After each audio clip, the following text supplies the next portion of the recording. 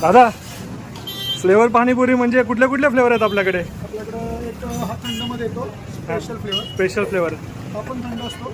हा आपला लसूण फ्लेवर आहे. अच्छा हा आपला रगड्यामध्ये येतो. हा रेग्युलर फ्लेवर आहे. आपल्यासाठी बनवा ना एक फ्लेवर पाणीपुरी.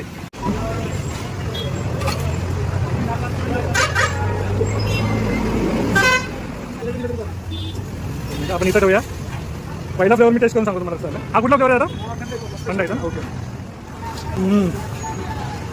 एक नंबर आहे दादा. ओके. फ्लेवर पाणीपुरी म्हणून हा छोटासा व्यवसाय आम्ही दोघा जणांनी, हा माझा मित्र ज्ञानेश्वर पारखे आणि मी गणेश सनस, अच्छा. दोघांनी म्हणून छोटीशी सुरुवात केली आहे.